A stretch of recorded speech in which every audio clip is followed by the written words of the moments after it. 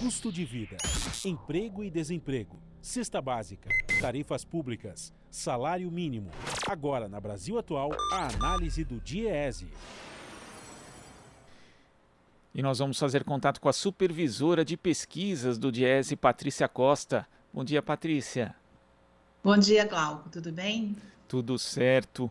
O que não está muito certo aí é a inflação e também o custo médio da cesta básica, né, Patrícia? Ontem o DIEESE divulgou dados da pesquisa nacional realizada mensalmente em 17 capitais e ao comparar novembro de 2020 com novembro de 2021, o preço do conjunto de alimentos básicos subiu em todas as capitais que fazem parte do levantamento. Vendo aqui, os maiores percentuais foram observados em Curitiba, 16,75%, Florianópolis, 15,16% e Natal, 14,41%. Que outros dados você destaca dessa pesquisa mensal do DIEESE em relação ao mês de novembro, Patrícia? Então, Glauco, apesar da cesta ter caído em 8 capitais, no Norte e no Nordeste, a gente observou aumentos e alguns aumentos expressivos, puxados principalmente pelo tomate e pela banana, num comportamento diferenciado em relação às regiões do Centro-Sul. Mas a gente continua vendo que alguns alimentos, principalmente as commodities, né, ligados a essa exportação, a taxa de câmbio, continuam subindo. Então, o óleo de soja, ele subiu em 16 capitais, o açúcar também, ele teve um aumento nas 16 capitais, e o café em pó em todas as cidades. Então, o DIEESE realiza essa pesquisa em 17 cidades, óleo de soja e açúcar subindo em quase todas elas e o café em todas.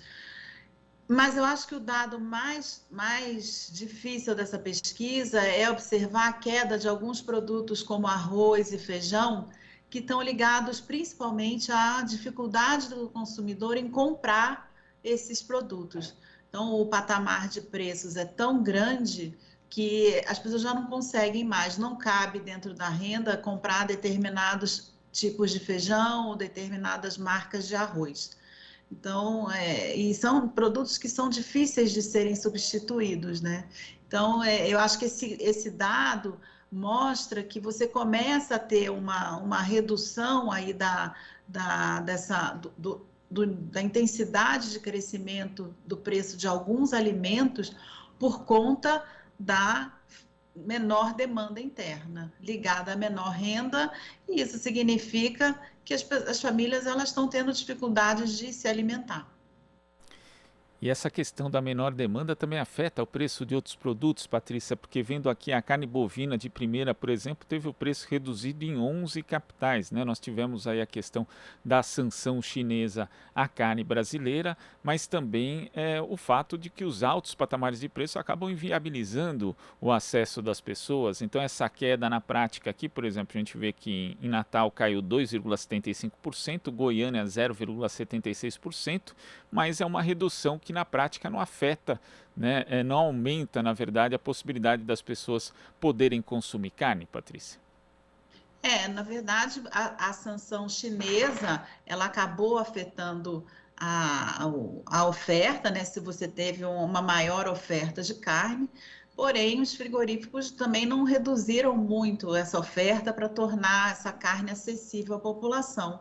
Quando você olha o preço médio da carne, em 2019, o valor médio da carne bovina de primeira custava R$ 25,00 e hoje o valor médio está em torno de R$ 45,00.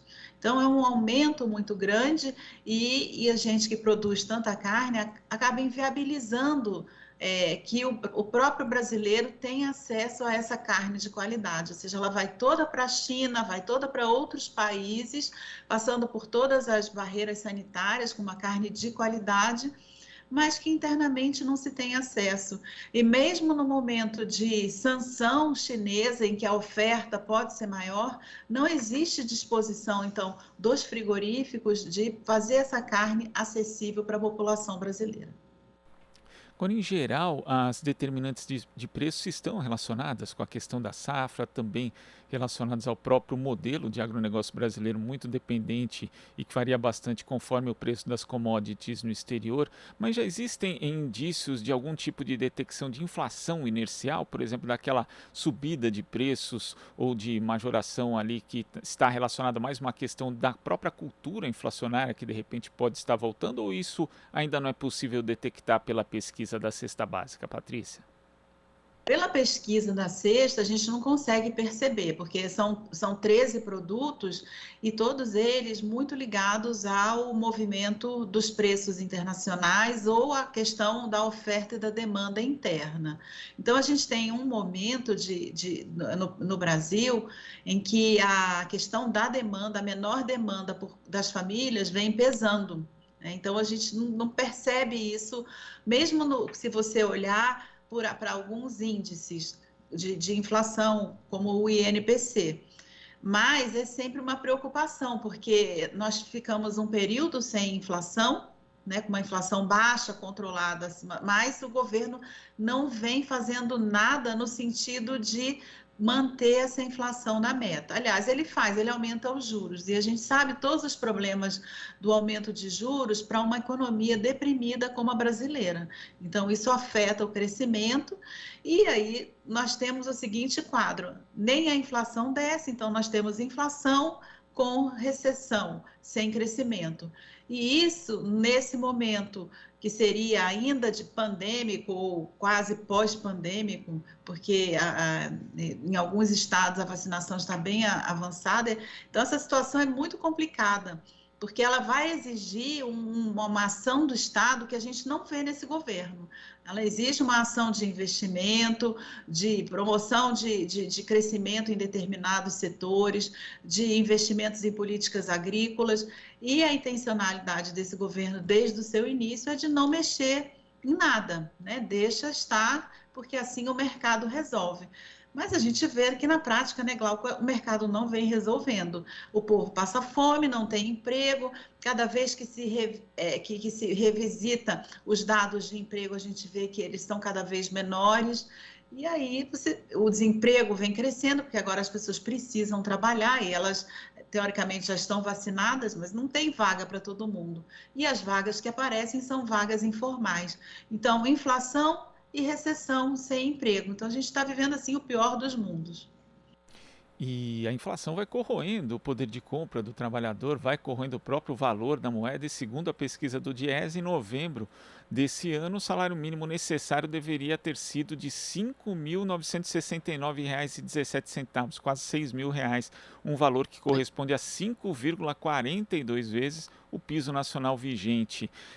Tendo isso em conta e lembrando que desde o governo Temer a gente não tem aí um reajuste acima da inflação para o salário mínimo, inclusive acabou a política nacional de valorização do salário mínimo, essa discussão em relação ao piso nacional vai ter que ser feita ali nas eleições de 2022, Patrícia, já que não existe qualquer disposição do governo em restabelecer o valor de compra do salário mínimo? Então, acho que é muito importante, né? A gente está à beira de uma eleição, à beira de novas escolhas e novos rumos. Então, é preciso que a população entenda a importância de você ter um Estado atuante que leve em consideração a questão do salário mínimo, tão importante para o Brasil lá atrás. E se a gente lembrar, Glauco, durante a crise de 2009, a política de valorização do salário mínimo ela teve um papel muito importante, porque o Brasil ele passou pela crise internacional de 2009, quando o mundo inteiro entrou em recessão, o Brasil foi o último a sentir a crise e o primeiro a sair dela, porque ele tinha um mercado interno que era forte o suficiente para passar por essa crise, ou seja, tinha investimento, tinha emprego, tinha consumo, e tudo isso propiciado pelas políticas de transferência de renda, pelas políticas de agricultura familiar, alimentando e dando dinheiro ao produtor e alimentando a população no entorno, e pela política do salário mínimo. Então, quando a gente vê hoje um salário mínimo necessário em torno de R$ 6.000, lembrando sempre que esse valor da cesta, no valor de R$ 600 que a gente calculou agora em novembro, 650, quase 700 nas cidades do São Paulo e do Sul, a gente vai perceber o quê? Que é uma cesta individual. Então, o salário mínimo mal dá para comprar a cesta para uma pessoa. Então, se você somar ao valor de uma cesta individual, o gás, que custa quase R$100, se você somar a esse valor também a conta de luz, você vai ver que vai ficando inviável para uma família que ganha salário mínimo viver em qualquer cidade do país. Então, é necessário, sim, a política de valorização do salário mínimo. Ela foi protagonista nesse crescimento lá atrás e ela pode ser, nesse momento, muito importante. Também é necessário que as escolhas sejam feitas agora, em 2022. Sem dúvida. Patrícia, queria agradecer a sua participação aqui no Jornal Brasil Atual e até a próxima. Obrigada, até a próxima. Conversamos aqui com a supervisora de pesquisas do DIEESE, Patrícia Costa. Você está ouvindo Jornal Brasil Atual. As notícias que os outros não dão.